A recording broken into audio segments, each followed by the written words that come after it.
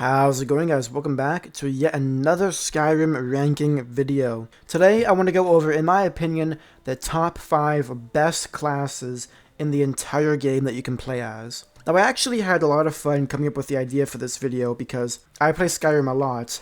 Recently I've been taking a break from it, but I've been playing Skyrim a lot, and I played a lot of different classes. I played almost any one that you can think of, actually. So I think it's safe to say I have decent knowledge of what is and what isn't a good class in the game. But yeah, again, before I begin, this is my opinion. If you disagree, let me know in the comments what your top 5 would have been. But yeah, let's get straight into it. Now, the 5th best spell in Skyrim is gonna have to be the Spell Sword. Now, this is actually a very good class. I would put this higher up, but I thought of a few better ones than this, so it makes the list. It's the top 5th one. Spell Sword, if you don't know, is a half warrior, half mage. So in one hand, you have your sword or your axe or your mace, or even a dagger, honestly. And on the other hand, you cast spells, and you usually wear light armor or robes or a combination of the two. This is a really good setup, as you know, having light armor and having like a mage hood is really good because you get the best of both worlds.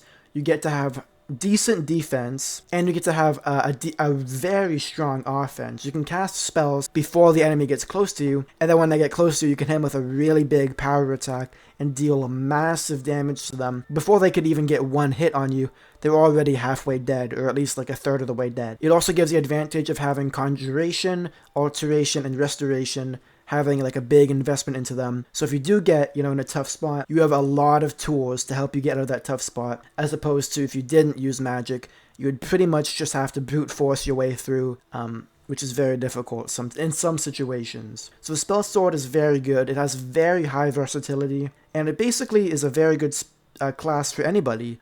Even if you're very bad at the game, it takes not much intelligence to be good with this class. Now, the 4th best one in the game is actually my favorite, not gonna lie, and that's the Jack of all trades. Now, most of my quote main completionist playthroughs, I end up being a Jack of all trades. Now, what I mean by this is you don't specifically use just one thing. So you might use two-handed and then one-handed. You might use shields, you might use spells, you might use sneak, you might use heavy armor. You will literally have the ability to switch between everything. Now, the disadvantage of the Jack of all trades is, you know the saying, a Jack of all trades is a master of none. Basically, you kind of have to, invest strongly into something, otherwise you're going to level up rapidly. You're going to level up like really rapidly because you're going to have all of this XP from every skill, and then you're going to basically be at an apprentice level of everything, but then the enemies are going to be like a much higher level than what you're ready for, because you've got so much XP, but you've not really progressed much in any which way, if you know what I mean. So Jack of all trades is really good if you plan on doing a completionist playthrough or a very long-term playthrough. However, if you really just want to go through the game easy breezy, this probably isn't the best one. Although it is extremely powerful in my opinion, otherwise it wouldn't be on the list. Right, the 3rd best class in the game is actually one that my brother used a lot, and I used to use a lot too back when I was new at the game, and that is the two-handed heavy armor pure fucking badass warrior strap. This is especially good if you choose an orc, which has the Berserker Rage ability, which allows you to do 2 times the damage while taking 2 times less damage. Now, the reason why this is so good is it's pretty much a no-brainer. You can do massive amounts of damage, and because you have so high protection, you take very little. Now, the reason why this isn't higher up on the list is because it's kind of not amazing.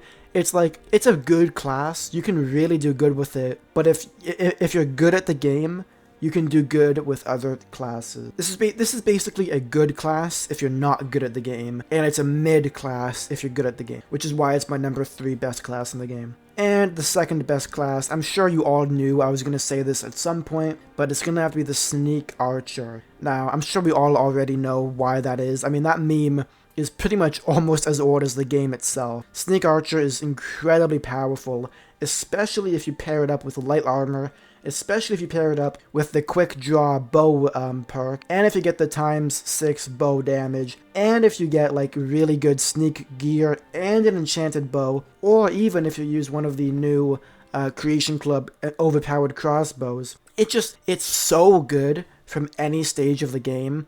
It's completely unbalanced. Yeah, I mean, do I even gotta say anymore? It's incredibly OP, and it's actually also ridiculously fun. So yeah, second best is Sneak Archer, and the number one best class in the game is the Pure Mage. Now, early game as a Pure Mage is pretty damn difficult, especially if you want to invest into like the long-term strategy of it. The early game, you're gonna probably struggle quite a bit, but once you get to the late game, it's just easy breezy, no issue, no struggle, nothing can even fucking touch you. With all the amazing spells like Paralysis, like Ebony Flesh, like Chain Lightning, like Conjure Dremora Lord, it would be foolish to like say this is bad. It would be foolish to say this is easy to play.